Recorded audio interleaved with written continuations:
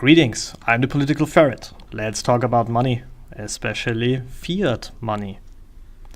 So, some time ago, I had an intern who was, let's say, on the far left. She was pretty fit with her arguments, but there was one thing she couldn't wrap her head around, and that was money.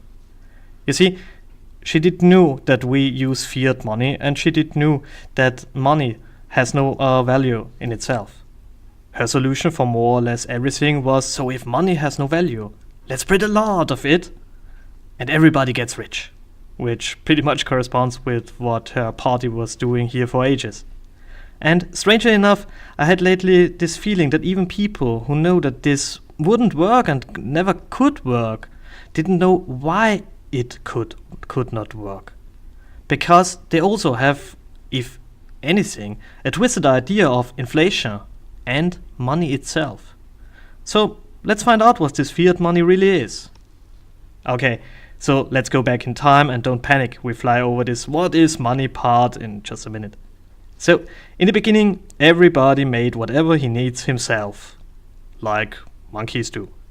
No trades, no money, but then there was specialization. You see, if one is good in hunting and the other is good in making hunting tools, it would be quite a waste if they don't stick with what they can do best.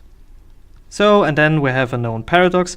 You might have something that somebody other needs, but they don't want what you have. So the solution is we trade something that everybody wants, and that's money. You can take whatever you want, gold shell, aspirin, silver, painted paper, whatever. It's always money. Back in the day we used metals. Take gold for instance. For about 1 ounce of gold, you got a toga in Rome, a fine tunica in French in the Middle Ages, a good tailored suit in the 1950s, and today you get still a good tailored suit. So, if you hold enough gold to let's say buy 100 pizza, there is reason behind the idea that you might have enough gold to buy 100 pizza in 20 years' time. What about putting your money in? Will your money be able to buy 100 pizza in 20 years' time? Not really, is it? But why? So imagine you have 4 people, 4 apples and 4 coins. The wealth is distributed equally, so everybody can buy 1 apple with 1 coin. Now my intern comes along and says, "Ha, I make you rich. Here you go. I give you 4 additional coins. You're all rich." But there are still just 4 apples around.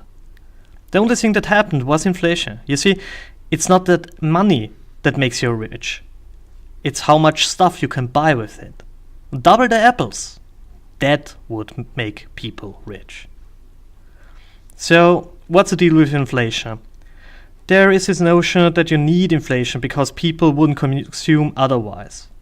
Sounds nice and logic at first, but it's not the reason it exists. Because inflation always happened if a society that used some kind of gold standard was booming. And it was never a really bad thing for the plebs. But it's pretty bad for someone else.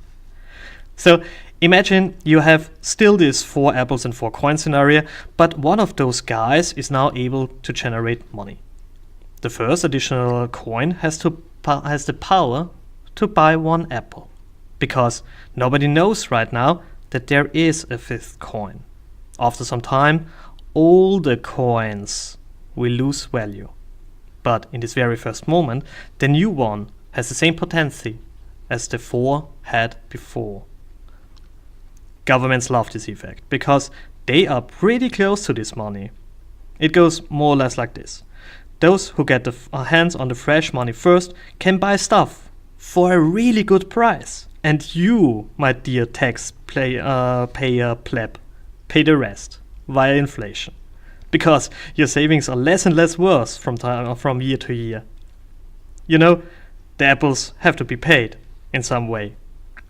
Is this a conspiracy?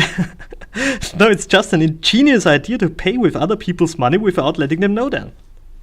You can always blame the guys who sell the apples. Oh, it's their fault. These evil capitalists, they doubled the price. It's their fault.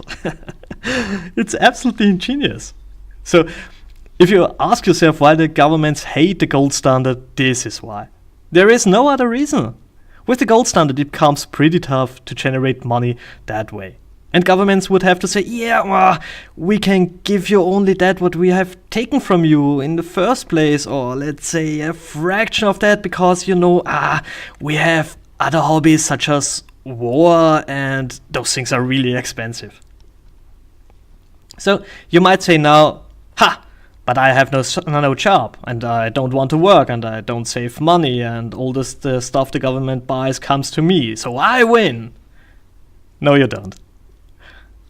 So you see, if you kick those people in the nuts who are growing apples, they will produce less and less apples. And if these people start to suffer, really suffer, they tend to do nasty things. Like kicking out socialist governments and ideas, reform the system, and so on. And guess how long you might survive. It is very likely that you might have to work then, and it would not be really pretty work. Compare this with a system that would have motivated you to learn something. Not only when shit hits the fan, your life would have been better. You would have more than you have now. So, but do we care? I don't think so. We accept that we pay astronomical taxes, and we accept that our money isn't worth crap anymore. And I don't think it's because we feel fine with it. It's because we are confused about money. We don't understand the system. So, to understand the whole complex, just remember, for the start, these three things. First, money don't makes you rich. The potency of money makes you rich. If you have $1 billion, but you're on the moon, you're not rich. You're just a suffocating douchebag with a lot of paper. Secondly, inflation makes those rich who are next to the fresh money and the rest of us poor. And third, without money there is no specialization. Money is not the problem. If you want to get rid of a system that needs money, you want to go back to the Stone Age. There is no other solution.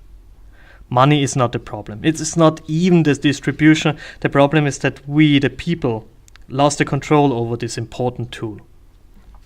So, thanks for listening, guys. And since there is now actually an audience, by the way, best wishes to Brazil, give me your thoughts. What should I cover in more detail? Were wrong in some way?